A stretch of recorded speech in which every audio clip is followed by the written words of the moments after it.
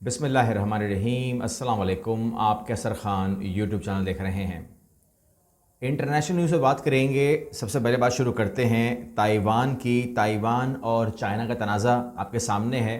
Taiwan اپنے آپ کو پچھلے 70 سال سے ہی ایک ملک مانتا ہے، جبکہ چائنا اس کو اپنا حصہ مانتا ہے۔ یہ ہے ڈسپیوٹ بٹوین ٹو کنٹریز، اور دنیا جو ہے وہ تقریباً تائیوان کو بھی سپورٹ کرتی ہے، اور جو لوگ انفلوئنس ہیں، پریشر میں ہیں چائنا کے، تو وہ چائنا کی بات کو بھی مانتی ہے، کیونکہ چائنا کے ساتھ ان کے کاروباری مراسم ایسے ہیں کہ کاروباری مراسم جہاں پر بھی ہوتے ہیں، جیسے انڈیا کے ساتھ جن کے کاروباری مراسم ہیں، تو وہ انڈیا سے بات خراب کرنا نہیں چاہتے، اس طریقے سے ان کی باتیں مان لیتے ہیں۔ تو یہ تمام چیزیں چلتی ہیں، لیکن حال ہی کی بات اگر میں کروں آپ سے، تو چینی صدر نے کہا تھا کہ تائیوانی صدر جو ہیں وہ ملاقات کرنے کی کوشش نہ کریں، جو امریکہ ہے، امریکہ میں نہ جائے، اسپیکر سے نہ ملے۔ یہ تمام باتیں اگر انہوں نے کیں تو پھر ان کو خمیازہ بھگتنا پڑے گا۔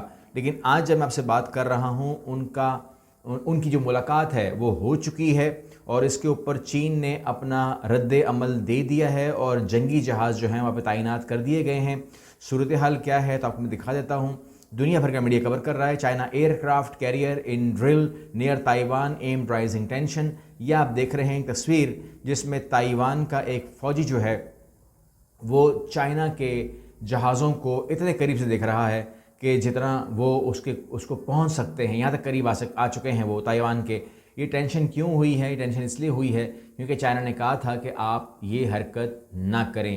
بہرحال ابھی چائنا نے کہا کہ ہم بہت بڑا رد عمل دیں گے۔ میرے خیال میں شاید وہ بہت بڑا رد عمل ابھی نہیں دیں گے، یہ میری کیلکولیشن ہے، اور وہ جب بھی کوئی رد عمل دیں گے تو وہ ایک ہی بار دیں گے، اور اس کے اندر ماحول جو ہے وہی بن جائے گا جو ماحول آپ جانتے ہیں بٹوین یوکرین اینڈ رشیا۔ یہ فیوچر کا ایک پلان رکھا ہوا ہے، جیسے کہ آج ہم رشیا اور یوکرین کو ڈسکس کرتے ہیں، اللہ نہ کرے لیکن فیوچر میں ہم کو شاید چائنا کو اور تائیوان کو ڈسکس کرنا پڑے کہ یہ تمام چیزیں ہوئی ہیں۔ کردار بھی وہی ہوں گے، اس کے علاوہ اس کے اندر جو مسیحا ہے وہ بھی وہی ہوگا۔ امریکہ کا کردار نظر آئے گا آپ کو، نیٹو نظر آئے گا۔ نیٹو کو دیکھ لیجئے، نیٹو کی بات سن لیجئے۔ یہاں پر نیٹو کیا کہہ رہا ہے؟ نیٹو چیف نے وارننگ ایشو کی ہے چائنا کو۔ کیا وارننگ دی ہے؟ اس نے کہا ایک تو آپ پیچھے ہٹ جائیں رشیا سے، دوستی مت کریں، اسلحہ مت دیں، اس کا آپ کو بہت زیادہ جو ہے وہ بھاری قیمت چکانی پڑے گی۔ اس کے علاوہ وہ ان پوری بات سمجھا رہے ہیں کہ یوکرین کے ساتھ سپورٹ کریں اور تمام چیزیں کریں۔ یہ وارننگ تمام کی تمام دی جا رہی ہے نیٹو کی طرف سے بیجنگ کو۔ بیجنگ کے حوالے سے میں آپ کو بتا دوں کہ بیجنگ کی کوئی پاور جو ہے نا چائنا کی، وہ دنیا بھر میں مانی جاتی ہے، چاہے وہ سافٹ پاور ہو چاہے وہ ہارڈ پاور ہو۔ یہاں پر ہم اگر اس کی پاور کی بات کریں تو آپ دیکھ رہے ہیں کہ سعودی عرب اور ایران کو ملانے والا بھی بیجنگ ہی ہے، چائنا ہی ہے۔ اور یہاں پر آپ دیکھ رہے ہیں کہ وہ جو ملاقات ہوتی ہے بٹوین ایرانی وزیر خارجہ کے اور سعودی وزیر خارجہ کے، وہ کہاں ہوتی ہے؟ وہ بیجنگ میں ہوتی ہے۔ یعنی کہ آپ یہ تصویر دیکھ رہے ہیں، جس تصویر کے اندر چائنا نے ایران کا ہاتھ سعودی عرب کے ہاتھ میں دے دیا۔ اب ہم بات کریں گے مقبوضہ بیت المقدس کی، جہاں پر مسجد اقصی کے اوپر کل جو چڑھائی ہوئی تھی فجر سے پہلے، وہ میں نے آپ کے سامنے رکھ دی تھی، اور اس کے اوپر OIC کا اور عرب لیگ کا اور تمام جو مسلمان ممالک ہیں ان کا رد عمل آیا تھا۔ اس کے اوپر عرب لیگ کا بہت سخت رد عمل آیا تھا کہ ہم اس کے اوپر سفارتی مہم چلائیں گے اور کام کریں گے، تمام چیزیں بتائی گئی تھیں، اور امید یہ کی جا رہی تھی کہ ان باتوں کو سن کر کے شاید اسرائیل کے اندر کچھ بریک لگے گا۔ لیکن وہ بریک کا انجام یہ ہوا کہ آج ایک بار پھر وہی چڑھائی ہوئی، وہی تمام چیزیں ہوئیں، ربڑ کی گولیاں ماری گئی، گرنیڈ مارے گئے، اور وہاں سے نمازیوں کو منتشر کر دیا گیا، ہٹا دیا گیا۔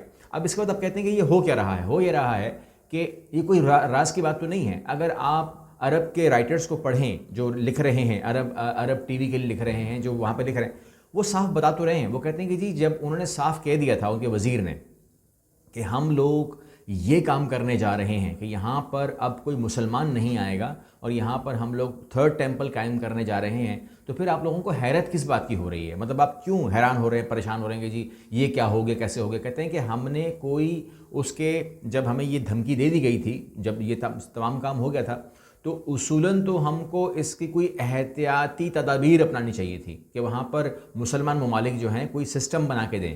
جارڈن کو اکیلا چھوڑا ہوا ہے، پاکستان نے تو بوائیکاٹ کیا ہوا ہے، پاکستان تو اس طرف جائے گا نہیں، ہمارا تو بالکل ہی 100% ہم نے کہا کہ جی ہم مانتے ہی نہیں ہیں.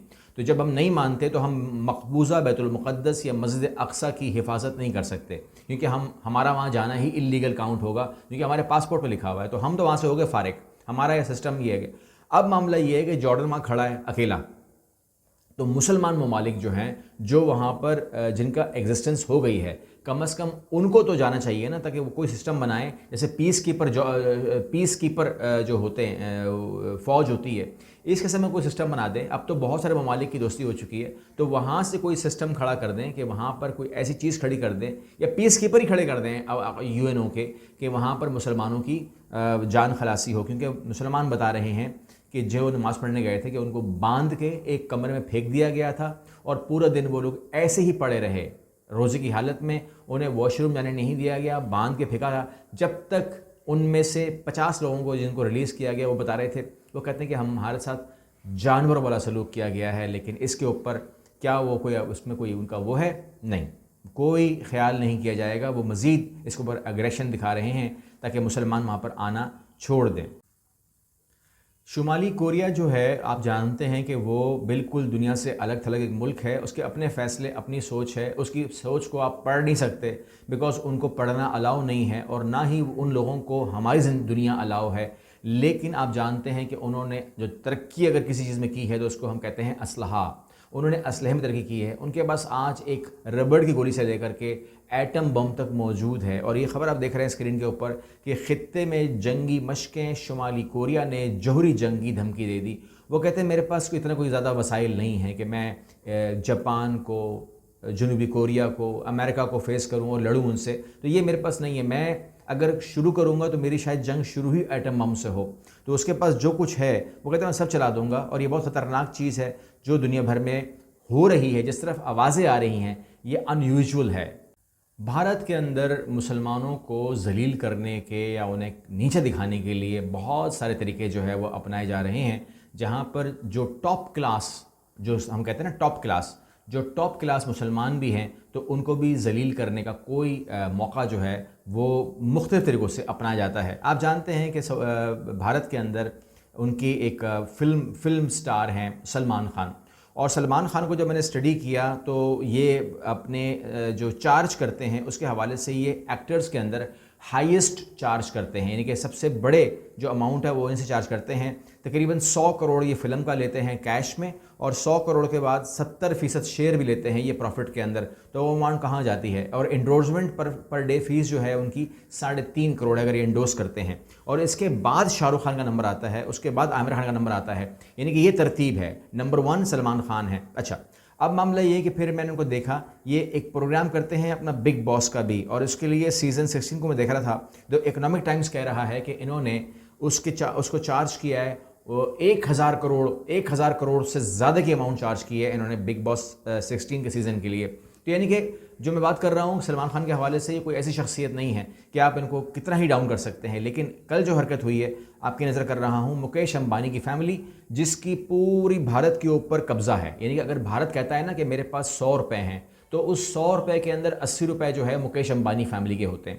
باقی 20 روپے جو ہیں وہ پورے بھارت 1.5 ارب آبادی کا ہوتا ہے. یہ 2-3 فیملیز ہیں، امبانی، انڈانی اور یہ مودی، جنہوں نے قبضہ کیا ہوا ہے دولت کے اوپر. یعنی کہ 3-4 لوگوں میں دولت گھوم رہی ہے، باقی تمام کی تمام جو ہے عوام جو ہے وہ رل گئی ہے. جو وہاں کے ہندو بھی ہے نا وہ بھی رلا ہوا ہے، کوئی خوشحال نہیں ہے.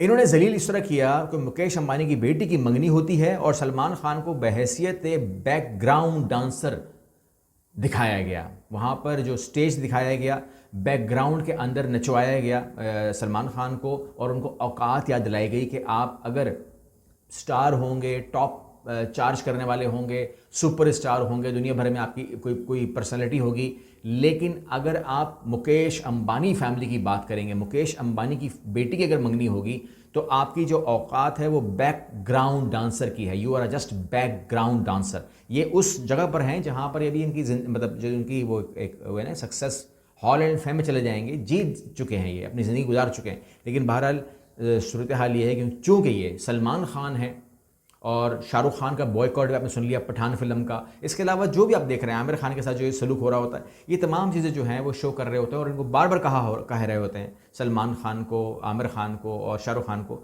کہ آپ واپس چلے جائیں پاکستان, آپ واپس چلے جائیں, جیسے یہ ہمارے سے ہی گئے تھے. تو اس طریقے سے ان کو ذلیل کرنے کے اندر جو ہے نا یہ فیملیز کام کر رہی ہیں, اور یہ بہت ٹیکنیکل کام ہوتا ہے, بڑے طریقے سے ہوتا ہے. یہ ایسا نہیں ہوتا کہ وہ ان کو کہہ رہے ہوتے ہیں, گلے لگ رہے ہوتے ہیں, لیکن کیا ہے کہ ایک طریقے سے ذلیل کرنے کا کام ہوتا ہے جہاں پر ان کو یہ دکھایا گیا. اور جتنے ان کے مداح ہیں وہ تمام کے تمام میں دیکھ رہا ہوں نیچے ویڈیو کے اندر جو کمنٹس آ رہے ہیں, Salman Khan the back ground dancer, یہاں پر لوگ پریشان ہیں. یہاں پر بہت سارے کمنٹس میں دیکھ رہا ہوں جو ٹویٹر کے پرائے ہوئے ہیں کہ money then you can even hire Salman Khan as a background dancer. اگر آپ کے پاس پیسہ ہو تو آپ سلمان خان کو بیک گراؤنڈ ڈانسر بھی مدعو کر سکتے ہیں. اس قسم کے کمنٹس بھی آ رہے ہیں. بہرحال جو بھی اس کے اوپر آپ کے کمنٹس ہوں آپ بھی دے سکتے ہیں, میرا نقطہ نظر ہے, میں غلط بھی ہو سکتا ہوں. اگلی ویڈیو ملتے ہیں انشاءاللہ. اللہ حافظ.